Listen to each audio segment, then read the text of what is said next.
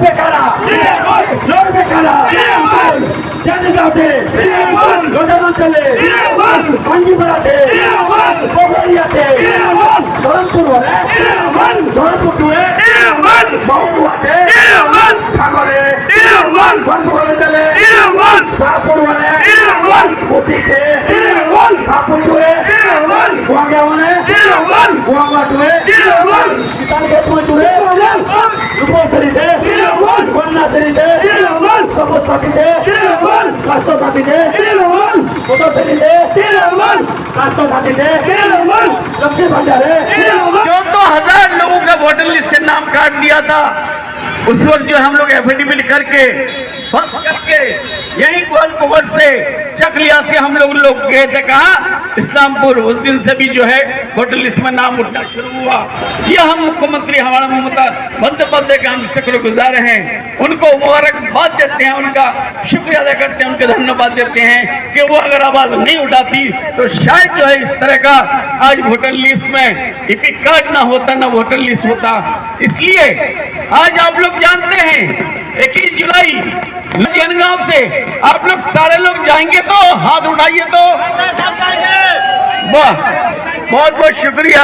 आप लोग जाने के लिए तैयार हैं। पूरे हिंदुस्तान में इस तरह का कहीं जो है मैनेजमेंट नहीं होता है। 10-15 लाख लोगों का इंतजाम, खाना पीना, उसके बाद रहना सहना, वॉशरूम से लेकर पानी तक, बस से लेकर आपका गाड़ी तक, रेल तक, सारे चीज को जो है मुहैया करती है हमारे मुख्यमंत्री ममता बंदोपाध्याय। इसलिए दोस्तों आज हम लोग एकजुट होकर के जाए वहां, दीदी का वार्ता सुने, दीदी हम लोग को क्या वार्ता देती है। और ये 21 जुलाई हमारे 1 साल का सारा वो जो है जो वार्ता देंगे वो 1 साल हम लोग चलाते हैं। तो इसलिए आप लोगों का हम शुक्रगुजार हैं। आप लोग देखे एक एनआरसी सीए के खिलाफ पहली आवाज कौन उठाई थी?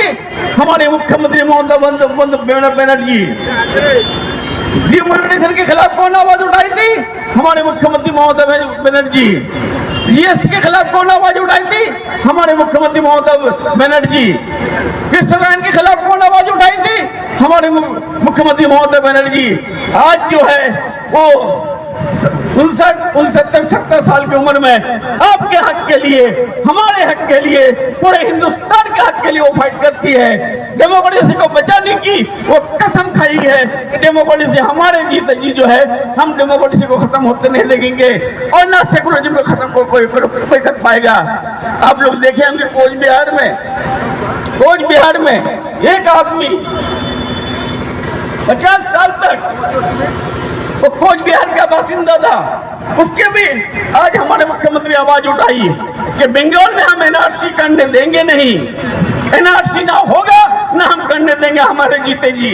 तो फिर आज ये एनआरसी का ट्राइब्यूनल से कैसे जो है यहाँ नोटिस आ गया, इस नोटिस के खिलाफ हमारे मुख्यमंत्री प्रतिवाद कर रही है। और आप लोग देख रहे हैं क्या बिहार में वोटर लिस्ट के नाम पर, वोटर डिवीजन के नाम पर एनआरसी सीएम को जो है कायम करने की एक साजिश चलाई जा रही है। इस साजिश के खिलाफ हमारा प्रतिवाद है। हमको वोटर लिस्ट से जो डॉक्यूमेंट्स मांग रहा है वो डॉक्यूमेंट किसी के पास नहीं है। वो डॉक्यूमेंट्स अगर नहीं देंगे हम तो हमारी वोटर लिस्ट से नाम कट जाएगा। वोटर लिस्ट से नाम कट जाएगा तो कल जो हमको डिटेंशन में जाना पड़ेगा। आप अंदाजा लगाइए, आसाम में 19 लाख लोगों को जो है एनआरसी कर दिया था, डिटेंशन कैंप में भेजा गया था, उसको तो संभाल नहीं पा रहे हैं आसाम वाले। कहीं मस्जिद का किस्सा कहानी बोलते हैं, मस्जिद को तोड़ता है, कहीं जो है गिरजा को तोड़ता है, कहीं जो मंदिर को तोड़ता है, कहीं जो है ईदगाह को तोड़ता है, कहीं जो है कब्रिस्तान को खोदा जाता है। उसके खिलाफ हमारी आवाज है और हमारे मुख्यमंत्री ममता बनर्जी की आवाज है। हाँ, कुछ गलती किए थे हम लोग। 1 साल पहले कुछ आदमी आए थे, हमारे ग्वालपुर के लोग मासूम होते हैं, जज्बाती होते हैं। आपके जज्बात को ब्लैकमेलिंग करके कुछ लोगों ने पैसा कमाया, उस पैसे के खिलाफ हमारी आवाज है। भारत स्वाधीन हुआ था 1947 में, 47 से लेकर 2024 तक कोई आज तक क्यूआर कोड भी जो है पैसा चंदा नहीं लिया था। पैसा चंदा जब नहीं लिया था तो उसका क्यूआर कोड वो खुद बोला था 1,75,000 आदमी हमको क्यूआर कोड में चंदा दिया है, और क्यूआर कोड में चंदा 100-200 नहीं देता है, मिनिमम चंदा देता है 1,000 अगर एक आदमी दे तो 1,75,000 इंटू 1,000 कितना होता है समझ लीजिए। बल्कि जगह में बैठकबाजी करके बीजेपी का पैसा लिया, बीजेपी का कुछ एजेंट बोल करके आज जो है यहाँ घूम रहे हैं। उनको सलाह करने की जरूरत है, उनके खिलाफ आवाज उठाने की जरूरत है। हम बोले थे आप लोगों को कि ये 2024 का इलेक्शन आपके वजूद का इलेक्शन, आपका आइडेंटिटी का इलेक्शन, ये इलेक्शन में अगर हमारा जो है किसी तरह से ये सीट हार जाएंगे तो हम लोग मुंह के बल गिरेंगे, लेकिन कुछ लोगों ने नहीं माना था। लेकिन मेरा कहना है ये 7 सीट पूरे हिंदुस्तान के लोग, चाहे वो हिंदू हो, मुस्लिम हो, क्रिश्चियन हो, सिख हो, सारे लोग वोट किया था मोदी को हटाने के लिए, शाह को हटाने के लिए, बीजेपी को विस्मार करने के लिए, और उसकी आवाज थी मोदी जी की। अब की बार 400 पार, मुंह के बल गिरा मोदी जी। 400 पार से 303 था उसका, लोग 303 से कमाते 240 में पहुंचा दिया, और हुकूमत बनाने के लिए 273 चाहिए था। हुकूमत बन नहीं पा रही थी। नीतीश कुमार को बुला लिया, चंद्रबाबू नायडू को बुला लिया, सीताराम मांझी को बुला लिया, किसी तरह से तोड़ करके हुकूमत बना लिया।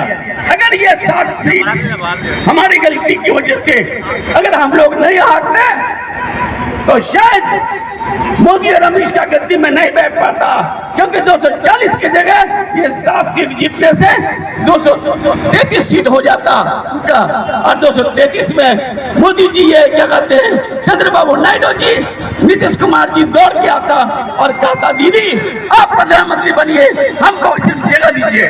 लेकिन हम लोगों ने भूल किया।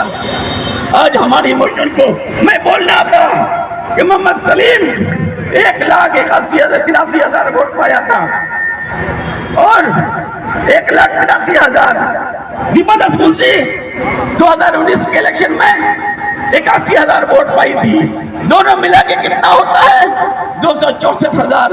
मैं आप लोग को बार बार कह रहा था, रिक्वेस्ट कर रहा था कि आप लोग ये वोट अगर कांग्रेस को जाता है तो बीजेपी को 2 का फायदा होता है।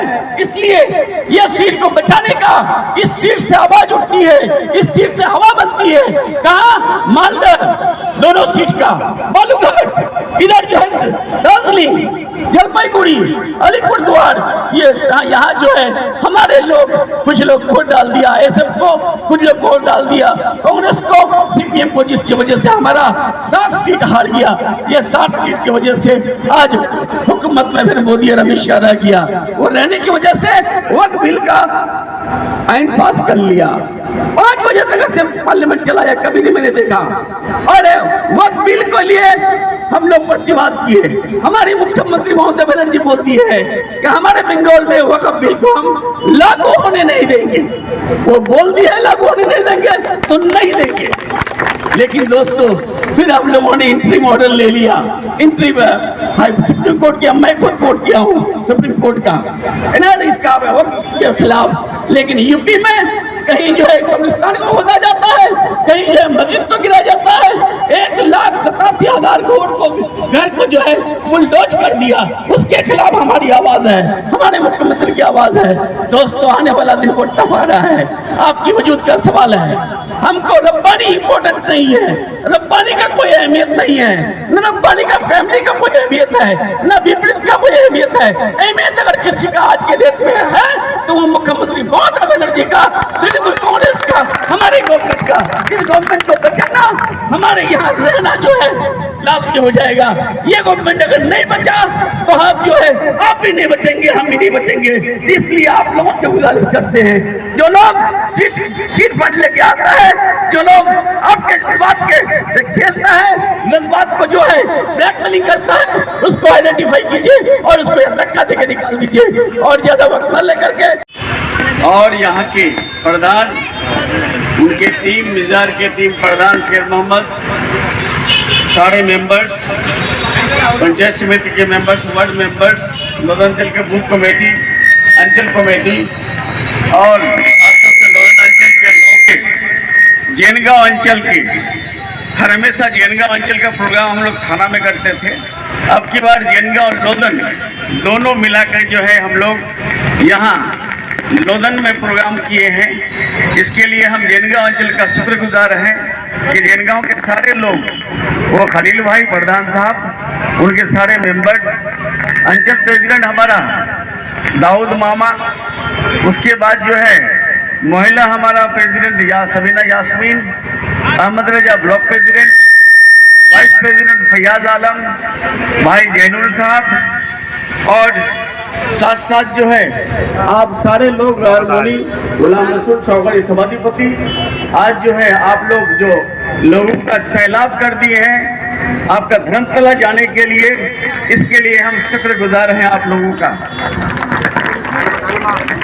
ये हम लोग धर्मतला क्यों जाते हैं हर साल 21 जुलाई को?